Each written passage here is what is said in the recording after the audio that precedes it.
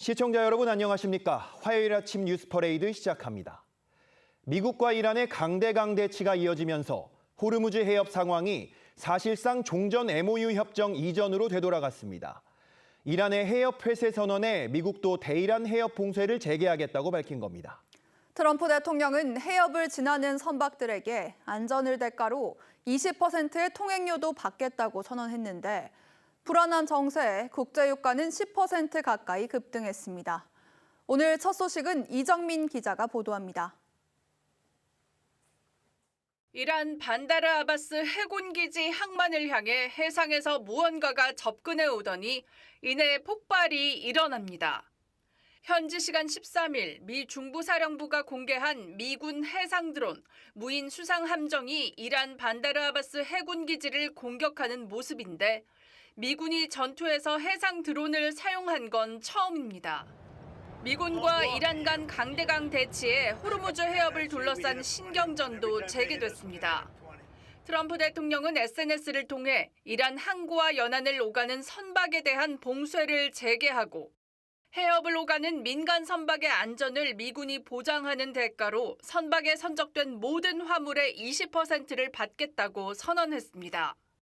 그동안 무상으로 지켜온 해협 안전의 통행료를 징수하겠다는 겁니다. And we'll probably run it, we'll become the guardian of the strait. And we should be reimbursed for that. When we do that, we're going to be reimbursed because the other nations are very wealthy, they're on our side. 트럼프 대통령은 전에도 통행료 징수를 언급한 적이 있지만 구체적인 액수를 제시한 건 처음입니다. 이란도 미국의 개입을 두고 보지 않겠다며 무력 대응을 시사했습니다.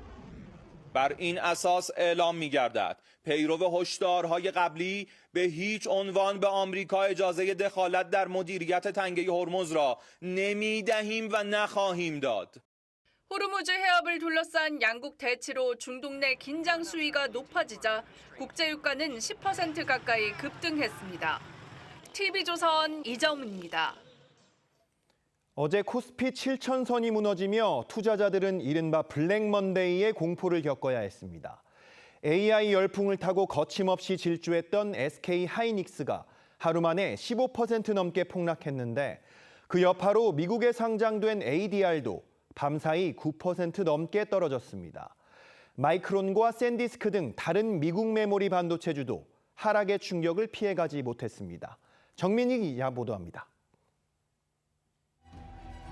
미국 나스닥 상장 첫날 13% 가까이 급등하며 화려하게 데뷔한 SK 하이닉스. 당시 최태원 SK그룹 회장은 반도체 고점론을 일축했습니다. Everybody expected more chips, and even I announced that we're going to double up our capacity within 5 years. But yeah, all my customers said that that's not enough, man, and we need more. 하지만 두 번째 거래일 만에 9% 넘게 급락했습니다. 상장 첫날 상승분을 대부분 반납하며 공모가를 소폭 웃도는 수준까지 밀렸습니다. 어제 국내 증시에서 SK 하이닉스 본주가 15.4% 폭락한 여파입니다. 2분기 실적이 시장 기대에 미치지 못할 수 있다는 우려가 역대 최대 하락으로 이어졌습니다. 이렇게 높은 마진은 절대 유지가 불가능하다. 그 이유는 이 마진을 참지 못할 것이기 때문이다. 대장주 삼성전자도 10% 넘게 하락하면서 코스피는 9% 가까이 폭락해 7,000선이 무너졌습니다. 국내에서 시작된 매도세는 미국 반도체주로 번졌습니다. 미국 메모리 업체 마이크론은 4% 넘게 하락했고 샌디스크는 12% 넘게 떨어졌습니다. 필라델피아 반도체 지수도 4% 넘게 밀렸습니다. 시장의 시선은 본격적으로 시작되는 2분기 실적 발표에 쏠리고 있는데 TSMC의 실적과 글로벌 빅테크 기업들의 향후 AI 투자 계획이 반도체 주가에 향방을 가를 전망입니다. TV조선 정민진입니다. 오늘 국회에선 지난 6.3 지방선거 당시 불거진 투표용지 부족 사태를 규명하기 위한 첫 청문회가 열립니다. 중앙선관위와 행정안전부, 경찰 관계자 등이 출석 예정인 가운데 여야 위원들은 사태의 책임 소재를 집중적으로 따질 전망입니다. 앞서 중앙선관위는 올림픽공원에 보관 중인 송파구 투표용지 재검표 방안도 국회에 보고했습니다. 고승현 기자의 보도입니다. 국조특위는 오늘 오전 10시부터 1차 청문회를 열고 위철환 직무대행과 노태학 전 위원장 등 전현직 중앙선관위원들을 포함한 증인 90여 명과 참고인 15명을 부를 예정입니다.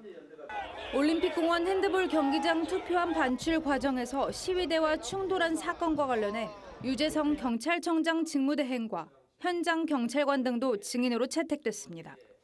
하지만 여야 간 이견이 있던 윤호중 행정안전부 장관 등은 민주당의 반대로 증인 채택이 무산됐습니다. 그날 밤에 청와대에서 어떤 보고를 받았는지 비서실장이 됐던 행안부 장관이 됐던 진실 규명을 위해서 저희가 불러봐야 된다. 진실을 밝히는데 꼭 장관이 필요치 않다라고 생각을 하고요. 이런 가운데 중앙선관위는 올림픽공원 핸드볼 경기장에 보관된 송파구 투표용지 247만 장의 재검표 방안을 특위에 보고했습니다. 중앙선관위는 이달 중 경기장 안에 있는 투표용지를 실내 코트로 이송하고 한 장씩 육안으로 들여다볼 예정입니다.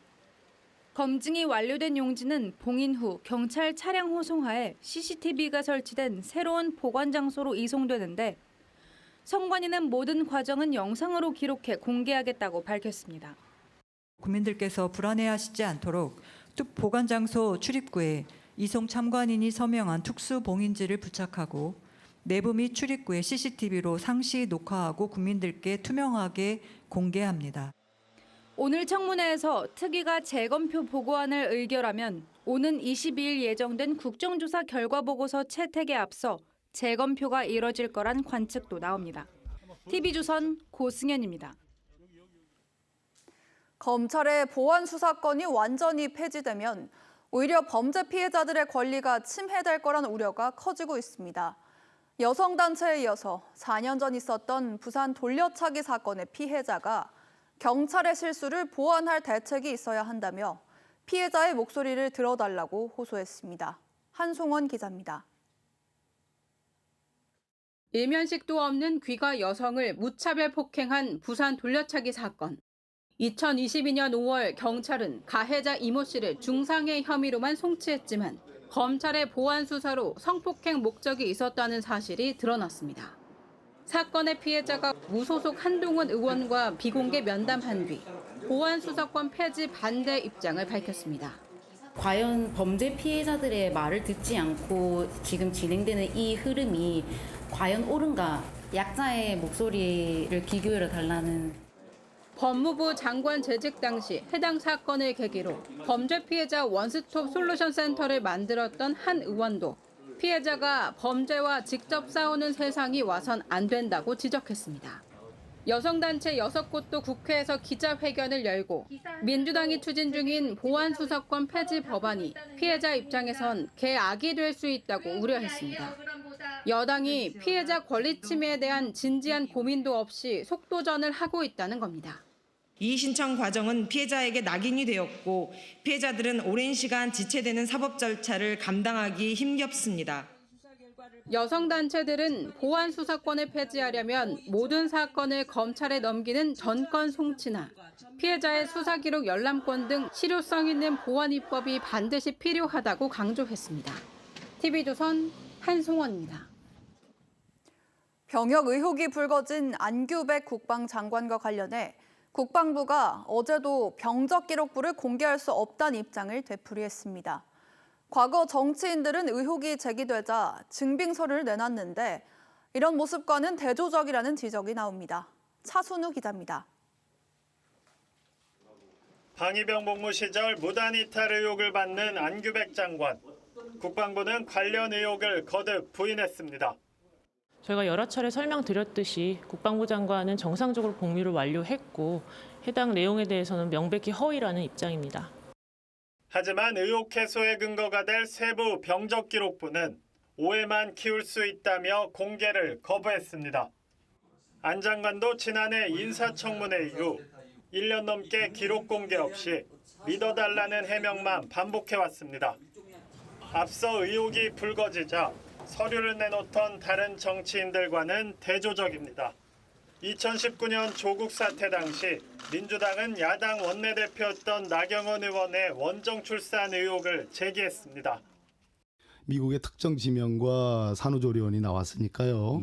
그런 점에 대해서 명명백백하게 말씀을 하시면 의혹이 풀리는 건데. 그러자 나 의원은 아들의 출생증명서와 자신의 2년치 출입국 기록을 공개하며 의혹을 잠재웠습니다. 비슷한 시기 민경욱 전 의원도 아들이 수능 6등급으로 의대에 합격했다는 루머가 돌자 실제 수능 성적표를 공개했습니다. 안철수 의원도 2017년 대선 당시 딸 원정 출산과 이중국적 의혹이 제기되자 구청에서 발급받은 기본증명서를 제시하며 의혹에서 벗어났습니다. 이준석 개혁신당 대표는 하버드대 학력 위조 의혹이 제기되자 졸업장과 성적표를 공개했고 경찰이 하버드대로부터 졸업이 맞다는 공식 회신을 받으면서 논란은 일단락됐습니다. TV조선 차순우입니다. 최근 고공행진을 하던 SK 하이닉스가 어제 역대 최대 수치로 폭락을 하며 주당 180만 원대로 떨어지는 등 코스피가 블랙먼데이, 이 검은 월요일을 맞았습니다. 급락의 원인은 무엇이고 검은 월요일 여파가 어디까지 이어질지 석병훈 이화여대 경제학과 교수 모시고 자세히 짚어봅니다. 안녕하십니까? 안녕하십니까? 이 어제 하이닉스가 15.4%, 삼성전자가 10.7% 폭락하는 등 이 반도체 두 대장주가 크게 흔들리면서 이 투자자들이 크게 공포에 좀 휩싸였거든요. 너무 갑작스러운 폭락인데 이 원인은 뭐라고 보십니까? 예, 세 가지 원인이 겹쳐졌다고 보는데요. 첫 번째는 반도체 실적 고점 우려가 있습니다. 어제 같은 경우는 국내 증권사에서 2분기 하이닉스 영업이익 전망이 시장 평균 전망치의 8% 정도 못 미칠 것이다라는 비관적인 보고서를 내놓으면서 반도체주 실적 고점 우려를 더했고요. 여기에 더해서 그동안에 이제 한국의 SK 하이닉스 주가를 상승시킬 요인이라고 평가가 됐던 SK 하이닉스 미국 예탁 주식 그 상장이 이벤트가 이제 실제로 실현이 됐습니다. 그러다 보니까 이벤트 소멸 인식에 따라서 차익 실현 매물들이 많이 나온 거, 그리고 마지막으로 지금 이란과 미국 간의 전쟁이 다시 격화돼서 중동발 지정학적 긴장까지 더해지면서 삼성전자와 SK 하이닉스에 몰렸던 외국인 투자 자금이 급격하게 빠져나간 이유로 두 종목이 급락을 했다, 이렇게 보시면 되겠습니다. 네, 이 ADR 이벤트 실현에 따른 이제 차익 실현 요것도 좀 짚어주셨는데 어떻게 보면 나스닥에 상장한 SK 하이닉스 ADR 역시 간밤에 9% 하락 마감을 했거든요. 아무래도 이제 국내 본주의 여파도 있는 것 같은데 그래도 본주보단 하락폭이 작아서 이 ADR 가격이 20% 정도 높게 나타났거든요. 이렇게 수익 차이가, 이렇게 가격 차이가 나는 이유는 뭡니까? 예, 기본적으로 이 차익 거래에 대해서 제한이 있기 때문입니다. 현재 앵커께서 지적해 주신 것처럼 미국에 상장된 ADR의 이 가격이 한국의 SK 하이닉스 본주 가격보다 20%까지 높은데요. 네. 원래 이럴 경우에는 국내 SK 하이닉스 본주를 갖다가 사서 이제 예탁 기관에다가 주식을 예탁시킨 다음에 이걸 근거 담보로 해서 미국의 나스닥에다가 ADR을 갖다가 추가적으로 발행하는 이 차익 거래를 하게 되면 두 주식 간의 차이가 좁혀지게 되어 있습니다. 네. 그런데 현재는 당분간 활성화되기 어려운 상황입니다. 왜냐하면 ADS 발행 한도 때문인데요. 이 한도 때문에 현재 상황에서는 SK 하이닉스 ADS를 국내 본주로 전환하는 사례가 나오지 않는 한 국내 본주를 갖다가 ADS로 다시 전환하는 차익 거래를 할 수 없는 상황이다 보니까 지금 ADS 같은 경우는 20% 가까이 프리미엄이 여전히 유지되고 있다, 이렇게 보시면 되겠습니다. 네. 이 정부가 메가 프로젝트를 발표한 뒤에 삼성전자와 하이닉스 주가가 사실 올라야 정상인데 공교롭게 지금 떨어진 상황이거든요. 어떤 투자 전문가 같은 경우는 이제 뭐 끝의 시작이다, 이렇게 평가를 하기도 했고 외신의 지적도 나왔었습니다. 결국 투자자들이 보기에 이 정부의 메가 프로젝트가 뭔가 문제가 있다고 보고 있는 거라고 좀 생각이 드는데 이게 주가에도 영향을 준 거겠죠? 예, 지금 블룸버그라는 이제 외신에서 그 칼럼 리스트가 지적을 한 사안이 되겠습니다. 네. 이제 공교롭게도 이 메가 프로젝트 발표 시점 이후부터 SK 하이닉스와 삼성전자 주가가 급락을 하기 시작을 했기 때문에 그러다 보니까 이 부분에 일정 정도 기여를 한 게 아니냐라는 우려가 제기되고 있는 것이 사실이고요. 그리고 이 블룸버그의 지적 같은 경우는 상대적으로 산업화가 덜 돼서 SOC가 부족한 동남부 지역에 삼성전자와 SK 하이닉스가 대규모 대규모로 투자하기로 합의를 한 것이 사실은 이 투자자들 입장에서는 좀 안 좋은 소식이다라는 것을 지적을 했습니다. 왜냐하면 SK 하이닉스와 삼성전자 실적이 워낙 좋으니까 한국 정부, 여기에 더해서 미국 정부, 그다음에 개인 주주, 노조까지 다 돈나무 흔들듯이 SK 하이닉스를 쥐어짜고 있어서 이런 결과가 나올 가능성이 있다라는 것을 지적을 했기 때문에 이 동남부의 대규모 투자, 메가 프로젝트에 대해서 정부가 약속한 만큼 SOC를 충분히 제대로 확립을 할 수 있는 투자를 좀 신속하게 진행하지 않는 한 투자자의 우려를 없애기는 어렵다 이렇게 보고 있습니다. 네, 아무래도 이 투자자들의 관심이 가장 큰 거는 현재 이제 삼성전자, 하이닉스 주식을 갖고 있는 분들이 이걸 계속 들고 있어야 하는지 아니면 뭐 주식 없는 분들이 지금이라도 사는 게 좋을지. 물론 투자는 개인의 몫이긴 하지만 이거에 대해서 좀 가볍게 조언을 해주신다면요. 예, 기본적으로 지금 한국은행부터 해서 국내외 투자증권 회사들, 투자금융 회사들이 지금 SK 하이닉스와 삼성전자가 내년까지도 업황이 좋을 것이다라고 전망을 하고 있습니다. 그렇기 때문에 중장기적으로 봤을 때는 주가가 상승할 가능성은 여전히 크다라고 보고 있지만요. 단기적으로 봤을 때는 급격한 변동성이 있어서 섣불리 뭔가 단기 차익을 노리고 투자 자금을 넣었다가는 크게 손실을 볼 가능성도 배제할 수가 없습니다. 가장 큰 이유가 단일 종목 레버리지 상장지수 펀드 등장 때문인데요. 네. 이 이후로 지금 서킷 브레이커라고 해서 가격이 급락을 했을 때 거래를 20분간 일시 중단하는 제도인데 그동안에 우리나라가 13번 발동이 됐는데 이 단일 종목 레버리지 ETF 등장 이후만 5번이 그중에 발동이 돼서 네. 이것이 변동성을 급격하게 키우는 상황이다. 그래서 섣불리 투자하는 것은 좀 주의가 필요하다 이렇게 보고 있습니다. 네, 알겠습니다. 향후 주식 변동 상황 저희가 계속 전해드리겠습니다. 오늘 말씀 여기까지 듣겠습니다. 감사합니다. 감사합니다. 경북 경산의 한 아파트에서 20대 남성이 친구를 살해하는 사건이 발생했습니다. 이후 이 남성은 피 묻은 알몸 상태로 거리를 활보했는데 신고를 받고 출동한 경찰이 눈앞에서 범인을 놓쳤던 걸로 확인됐습니다. 물론 이후에 체포됐습니다만 유족은 초동 대응이 부실했다며 반발하고 있습니다. 김동영 기자입니다. 새벽 4시 20분, 온몸에 문신을 한 알몸의 남성이 주택가를 돌아다닙니다. 순찰차가 나타나자 잠시 멈칫하더니 이내 달아나기 시작합니다. 경찰을 향해 손을 흔드는 여유도 부립니다. 경찰은 차에서 내리지 않은 채 뒤쫓다 남성을 시야에서 놓쳤습니다. 지난 4일 친구를 살해한 뒤 달아난 20대 남성의 범행 직후 모습입니다. 피 묻은 알몸으로 근처 편의점에서 우유를 훔쳐먹고 배회하던 남성은 범행 현장으로 돌아갔다가 피해자 친구들에게 제압된 뒤에야 경찰에 체포됐습니다. 가해자가 돌아와서 본인이 행했던 그 범행을 은폐하거나 증거인멸할 가능성은 굉장히 컸다라고 생각이 드는 거고요. 경찰은 당시 살인 사건인지 인지하지 못한 상태였고 혈흔을 따라 추적 중이었다고 해명했습니다. 좀 빠른 길로 이제 돌아가지고 검거하려고 했는데 확인이 안 됐는데 피 족적을 따라가지고 지금 수색하던 중이긴 하거든요. 유족 측은 피의자가 신체 훼손까지 시도한 정황이 있다며 추가로 고소했습니다. 경찰은 지난 7일 남성을 구속했고 오는 16일 신상 공개를 결정했습니다. TV조선 김동영입니다. 오늘 아침 가장 뜨거운 뉴스만 콕 집어 전해드립니다. 키워드 나우 시작합니다. 오늘 첫 번째 키워드는 걸그룹 로또 청약입니다. 아이돌 그룹 아이브의 멤버 안유진 씨가 아파트 로또 청약에 당첨된 걸로 알려져 화제가 되고 있습니다. 안 씨가 당첨된 것으로 알려진 곳은 서울 서초구 방배동의 재건축 대단지 아파트로 분양가 상한제가 적용돼서 수십억 원의 시세 차익이 기대된다고 합니다. 당연히 90대 1의 청약 경쟁이 붙었는데 미혼인 안 씨가 이 엄청난 경쟁을 뚫고 행운을 거머쥔 겁니다.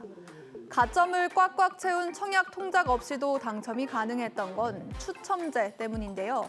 여기에 22억 원이 넘는 분양가를 현금으로 동원할 자금력까지 있으니 청약에 도전할 수 있었겠죠. 내 집 마련을 바라보며 무주택으로 버텨온 많은 서민들, 안 씨의 당첨 소식에 속이 쓰릴 텐데요. 청약 제도를 이대로 둬도 좋은 건지 여러분들의 생각은 어떠신가요? 두 번째 키워드는 1억 포상금입니다. 지난달 10일 경남 통영의 한 단독주택에서 60대 여성이 살해된 사건 기억하시는지요? 당시 CCTV 영상으로 이 남성이 모자와 복면 또 장갑까지 착용하면서 침입한 건 확인이 됐는데 한 달이 넘도록 이 남성의 행방은커녕 신원조차 확인이 되지 않고 있습니다. 버스 3개, 경찰차 작은 거는 놨던 거나. 마침이 찾는다. 인건 많이 봤나? 시범대를, 강수대를 전혀 투입해서 보고 있는데 대가리가 없어요. 경찰은 이 사건을 강도 살인으로 규정하고 수사력을 모으고 있지만 범행이 심야에 이뤄진 탓에 도주 경로를 짚어낼 단서가 마땅치 않은 걸로 나타났습니다. 경찰은 결정적 제보자에게 최대 1억 원의 신고 보상금을 지급한다는 입장을 밝혔는데요. 하루빨리 범인이 검거되어야 주민들의 불안감이 해소될 수 있을 것 같습니다. 오늘 세 번째 키워드는 의정부고 졸업사진입니다. 매년 기발한 패러디로 전 국민의 기대를 모으는 경기 의정부고의 올해 졸업사진이 공개됐습니다. 가장 먼저 시선을 끈 건 최근 화제가 된 월드컵 관련 사진입니다. 한우 알지? 싸워. 바보 같은 행동만 두고 졸사망치 말고 싸워. 나오면 여러분 이거 볼 거야. 홍명보 전 감독이 선수들에게 전술을 설명하는 모습을 패러디한 영상인데요. 엔비디아 최고 경영자 젠슨 황과 깐부치킨 닭다리로 분장한 학생의 모습도 웃음을 자아냈고요. 1,600만 명을 돌파한 영화 왕의 남자의 단종과 어문도를 비롯해서 최근 인기를 끈 드라마 참교육의 등장인물 등 올해 주요 이슈와 유행을 모두 재현했다고 해도 과언이 아닌데요. 내년에는 또 어떤 재치 있는 패러디가 등장할지 벌써부터 기대가 됩니다. 지금까지 키워드 나우였습니다.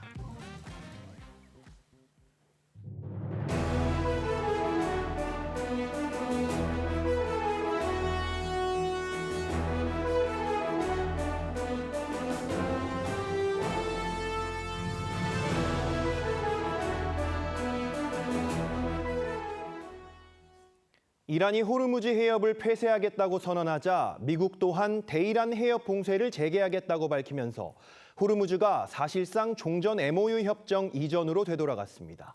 트럼프 대통령은 여기에 더해 해협을 지나는 선박들에게 통행료까지 받겠다고 나서면서 국제 유가가 10% 가까이 급등했습니다. 이정민 기자의 보도입니다.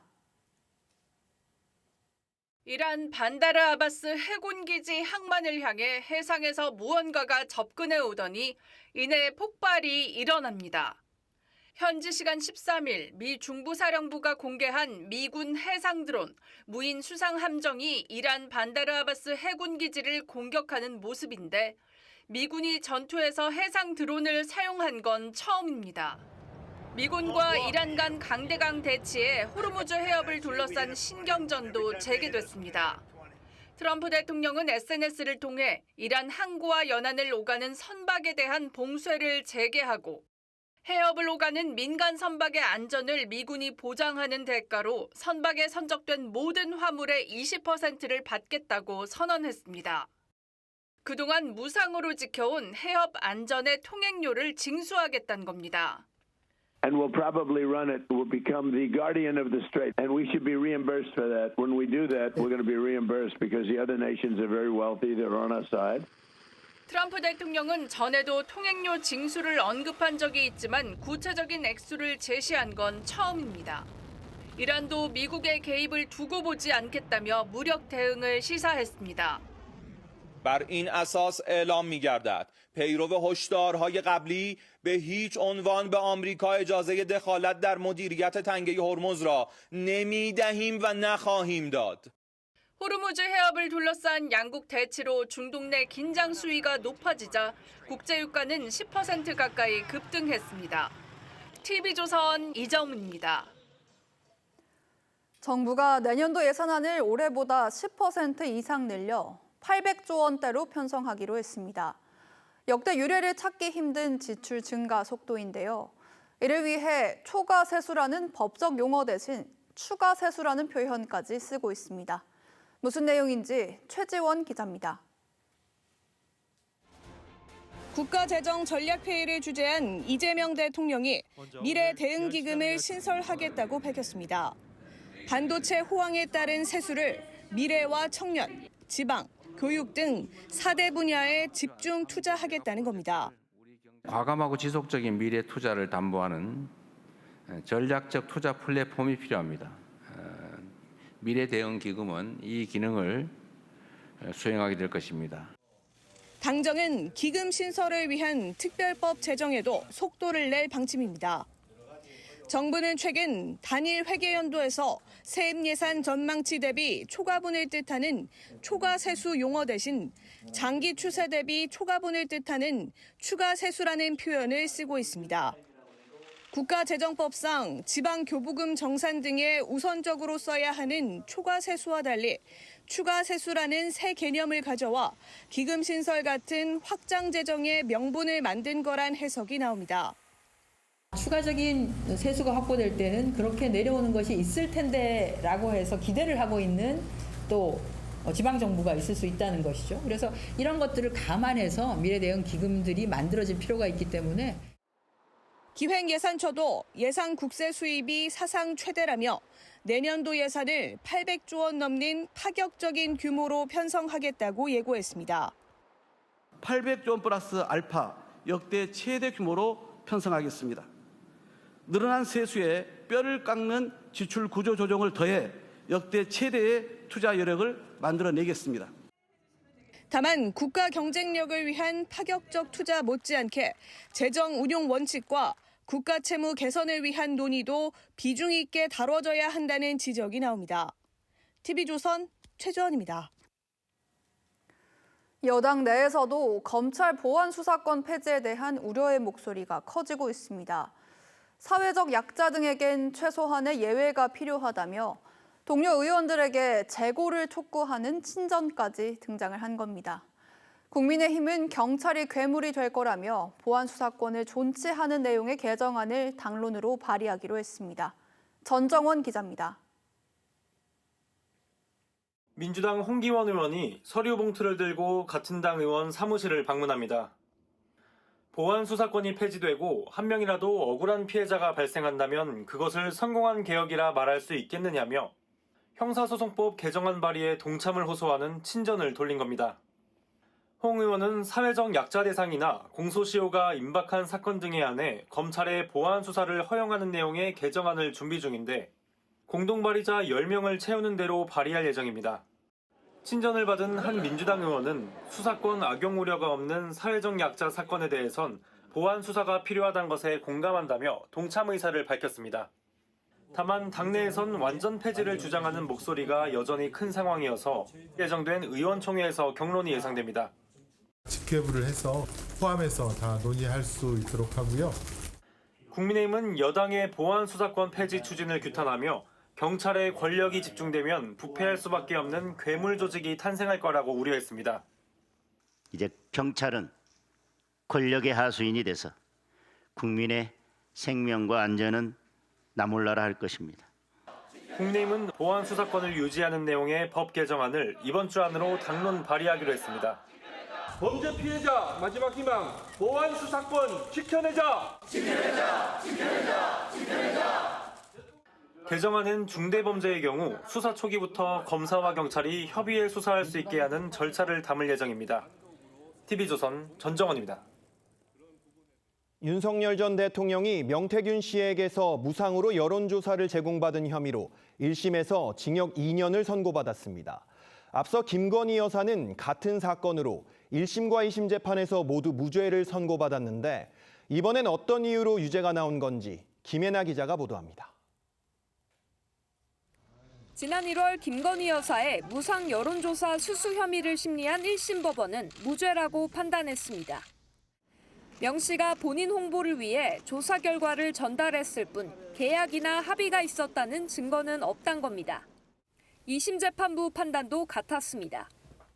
그 부부의 지시를 받았어야 그 이익이 피고인 부부에게 전속적으로 귀속된다고 평가할 수 있을 것인데 그러한 증거가 없습니다. 하지만 이진관 부장판사가 이끄는 재판부의 판단은 달랐습니다. 재판부는 윤 전 대통령 부부와 명 씨 사이에 순차적, 암묵적인 합의가 있었다고 했습니다. 모두 피고인 명태균에게 일임하여 처리하게 하였던 것으로 보입니다. 그리고 피고인 윤석열은 김건희로부터 이러한 내용을 전달받아 피고인 명태균의 위와 같은 의사에 묵시적으로 동의함으로써 재판부는 명 씨가 여론조사 결과를 보내자 김 여사가 nep 충성이라고 답하는 등 양측 간 오간 메시지들을 근거로 봤습니다. 또 명 씨의 일방적 행동이었다면 한두 번 여론조사를 제공하고 말았을 것이라고 했습니다. 윤 전 대통령 측은 항소하겠다고 했습니다. 체적 법리나 객관적 사실관계에 기인하지 않은 그 특검의 정치 기소를 재판부에서 있는 그대로 판결. 특검 측은 국민 법감정에 부합하는 판결이라고 했습니다. TV조선 김예나입니다. JTBC 등 중앙그룹 계열사 채권에 투자했다가 손실 위기에 내몰린 투자자들이 기자회견을 열었습니다. 이들은 증권사들을 겨냥해 JTBC의 부실을 알면서도 투자자들을 속여 불완전 판매를 했다고 주장했습니다. 어떤 피해자는 아들이 10년 동안 모아둔 결혼 자금을 전부 잃었다고 하소연하기도 했습니다. 이광희 기자입니다. 지난 2월 박모 씨는 아들이 모은 결혼 자금으로 JTBC 채권을 샀습니다. 본인이 19살부터 28살에 이르기까지 아르바이트 정규직에 취직하면서 모은 모든 전 재산을 저를 믿고 투자해달라고 맡긴 돈에. 그런데 JTBC가 채무 불이행을 선언하며 불과 넉 달 만에 휴지 조각이 될 위기에 처했습니다. 10년을 모은 돈이 갑자기 계좌에 영원히 돼 있으니 이 사실을 지금도 믿을 수가 없어 합니다. 투자자들은 사실상 부실 채권을 발행하고 판매했다며 중앙그룹과 증권사의 불완전 판매를 주장했습니다. 꼼꼼히 살펴본 투자 설명서에는 원리금 상환은 무난할 것이라는 문구가 적혀 있었습니다. 이는 명백한 부실 채권이며 발행 증권사와 중앙그룹의 투자 사기라고 생각될 수밖에 없습니다.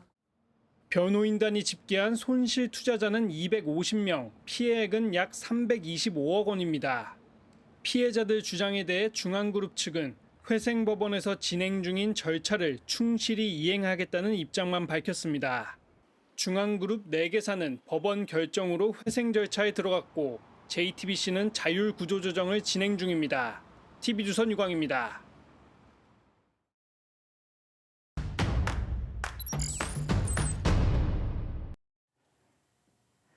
오늘 뉴스비에선 과학계 최신 이슈 알기 쉽게 풀어드립니다. 이영환 조선비즈 과학 에디터 나오셨습니다. 안녕하세요. 안녕하세요. 네, 이 기자 오늘은 어떤 소식 준비했습니까? 앵커는 하루에 앉아있는 시간이 얼마나 될까요? 한 10시간 정도 되는 것 같은데요. 직장인들은 대부분 하루에 한 8시간 이상 앉아있게 되겠죠. 네. 근데 안타깝게도 오래 앉아있을수록 암 위험이 높아진다는 연구 결과가 나왔습니다. 영국 글래스텍 연구진은 7월 3일 의학 분야 국제 학술지인 플러스 메디슨에 오래 앉아 있을수록 그 시간이 1시간씩 늘어나면은 암 발생 위험이 9%씩 높아진다는 연구 결과를 발표했습니다. 네, 오래 앉아 있으면 뭐 척추나 근력이 빠진다, 그래서 건강에 안 좋다 이런 얘기는 들어봤지만 암 위험까지 늘어난다는 거 좀 놀라운데요. 이 조사 어떻게 한 겁니까? 영국에는 특별하게 건강 정보를 담은 데이터베이스가 있습니다. 국민건강 서비스에 참여하고 있는 50만 명을 대상으로 유전 정보, 그리고 건강검진 기록, 그리고 생활습관 데이터를 모은 그런 데이터베이스가 있습니다. 네. 연구진은 이 데이터베이스에 참가하고 있는 사람 91,292명에게 몸에 착용하는 기기를 제공했습니다. 그래서 매년 일주일씩 12년 동안 앉아있는 시간이 얼마나 되는지, 그리고 그에 따라서 건강이 어떻게 바뀌는지 조사했습니다. 네, 그런데 이제 아까 얘기했지만 오래 앉아 있으면 건강에 안 좋다는 얘기는 다들 알고 있는 얘기이긴 하잖아요. 이번 연구가 이전 연구랑 다른 점이라고 한다면은 뭐가 있었습니까? 네, 오래 앉아 있으면 건강이 나빠진다는 것은 누구나 다 잘 알고 있습니다. 그리고 그런 연구 결과도 많았습니다. 그런데 네. 이전의 연구는 하루에 얼마나 앉아 있는지 전체 총량을 따졌습니다. 그런데 이번에는 앉아 있는 시간이 얼마나 지속되는지 그 연속 시간을 따진 것이 차이가 있습니다. 네, 그러니까 의자에 한번 앉아서 엉덩이를 붙이고 나서 얼마나 오래 앉아 있는지 이게 좀 중요하다는 건데 그러면은 한 번 앉았을 때 좀 조금씩 앉아 있으면은 암 위험을 줄일 수 있다는 얘기인가요? 네, 그런 좋은 결과도 나왔습니다. 연속으로 앉아 있는 시간을 1시간을 간단한 운동, 예를 들면 뭐 집안일 같은 거죠. 다림질이나 뭐 청소를 한다든지 가볍게 걷는 것으로 바꾸면은 암 사망 위험이 12%나 줄어든다는 결과가 나왔습니다. 그리고 좀 뭐 빠르게 걷는 운동을 한다면 30분만 줄여도 그런 위험이 88% 정도 줄어드는 것으로 나타났습니다. 네, 가벼운 신체 활동만 해도 암 위험이 줄어든다는 거 좀 희소식인 것 같은데 그렇다면 굳이 헬스장에 가서 격한 운동을 하지 않더라도 암이 예방될 수 있다 이렇게 해석해도 될까요? 네, 그렇게 되면 얼마나 좋겠습니까? 그렇지만 의료 전문가들은 과대 해석을 경계하고 있습니다. 네. 왜 그러냐면 이번 결과가 인과관계를 밝힌 게 아닙니다. 인과관계를 밝히려면 임상시험을 해야 되겠죠. 네. 그렇다면 무작위로 어떤 그룹은 계속 앉아있게 하고 다른 사람도 움직이게 하는 그런 임상시험이 필요한데 억지로 그렇게 할 수가 없지 않습니까? 그렇기 때문에 다른 전문가들은 이번 것을 과대 해석하지 말고 그렇지만은 이번에 나온 결과는 지키기 아주 쉽습니다. 계속 앉아있지 말고 중간중간 일어나서 가볍게 운동하면 몸에 좋다는 것은 실천하기 아주 좋은 건강 지침이 될 수 있다는 겁니다. 네, 그러니까 일상생활 속에서 틈틈이 몸을 움직이는 게 중요하다 뭐 이렇게 결론 내리면 될 것 같은데 특히 신체 활동이 어렵고 홀로 사는 노인은 더 위험할 것 같은데 노인들이 앉아있지 않고 좀 움직이게 하는 권장되는 방법이 있을까요? 네, 일본에서 나온 연구 결과인데요. 노인들이 앉아있지 않고 밖으로 나오게 하는데 반려견이 아주 좋다는 연구 결과입니다. 네. 일본 도쿄대 건강장소의료센터가 2022년 국제알술지에 발표했습니다. 반려견을 키운 노인들과 그렇지 않은 노인들을 3년 반 동안 조사를 했더니 반려견을 키우면은 장애라든지 그런 사고 위험이 절반으로 줄어드는 결과가 나타났습니다.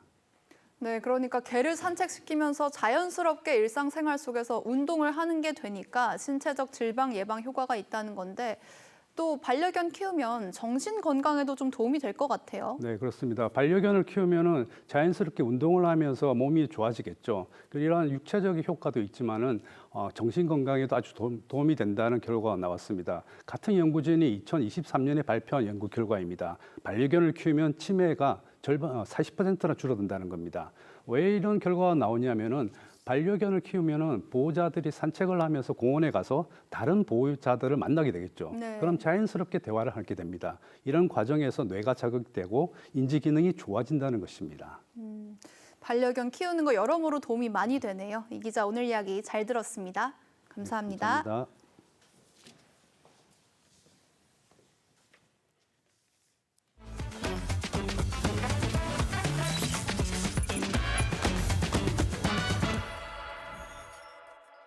안녕하세요. TV조선 AI 리포터 아이온입니다. 날씨와 증시, 질병까지 우리는 이미 AI에게 수많은 예측을 맡기고 있습니다. 만약 AI가 범죄 가능성까지 판단한다면 어떨까요? 범죄를 막는 기술이 될지 시민을 감시하는 도구가 될지 AI 예측치안의 명암을 알아봅니다. 요원들이 들이닥쳐 한 남성을 체포합니다. 하지만 이 남자 아무 죄도 짓지 않았습니다. 범죄 예측 시스템이 그가 곧 살인을 저지를 것이라고 예측했기 때문입니다. 2002년 영화 마이너리티 리포트가 그린 미래입니다. 이제 영화 속 범죄 예측 사회가 현실로 다가오고 있습니다. 지난 2월 캐나다의 한 중학교에서 총기 난사 사건이 발생해 8명이 숨지고 27명이 다쳤습니다. 용의자는 범행 전 챗GPT와 총격을 암시하는 대화를 나눴고 오픈AI는 계정을 차단했지만 수사기관에는 알리지 않았습니다. 오픈AI는 당시 대화가 신고할 만큼 임박한 위협은 아니었다고 설명했습니다. 반면 캐나다 지방정부는 참사를 막을 기회를 놓쳤다며 법적 대응에 나섰습니다. 논란은 AI가 이용자의 대화를 어디까지 살피고 언제 경찰에 알려야 하는지로 번지고 있습니다. 위험 신호를 놓치면 범죄를 막지 못했다는 비판을 받고 지나치게 개입하면 사적인 고민과 과격한 표현까지 감시 대상이 될 수 있습니다. 영국과 중국에서는 사법 통신 데이터를 활용해 범죄나 반정부 활동 가능성을 예측하는 AI 감시 시스템도 등장했습니다. 하지만 AI가 보여주는 건 확정된 미래가 아니라 과거 데이터로 만든 통계적 확률에 불과합니다. 편향된 데이터를 학습하면 특정 계층과 소수자가 위험 인물로 분류될 수도 있습니다. 범죄를 막기 위한 예측이 죄 없는 사람을 향한 낙인이 될 수 있는 겁니다. AI가 사람의 미래를 판단하기 전에 어디까지 감시할지, 누가 최종 책임을 질지부터 정해야 할 때입니다. 계속해서 오늘 증시 전망 알아봅니다. 어제 코스피는 반도체주 급락에 7,000선 아래로 밀렸습니다. 이란과 호르무즈 긴장에 유가 불안도 커졌는데요. 오늘 흐름은 어떨까요? 3대 AI 전망 짚어보겠습니다. 챗 GPT는 하락 우위의 고변동성 장세를 전망했습니다. 외국인의 반도체 매도와 정유 에너지 업종을 변수로 갖고 투자 심리는 경계입니다. 제미나이는 극심한 변동성 공방 장세를 예상했습니다. 환율 1,500원대와 외국인 선물 수급을 핵심으로 받고 투자 심리는 공포입니다. 클로드는 방향은 위, 확신은 아래라고 봤습니다. 기술적 반등은 가능하지만 유가와 환율이 변수라며 투자 심리는 경계로 봤습니다. 새 AI 모두 오늘 장은 반등보다 변동성 경계에 무게를 뒀습니다.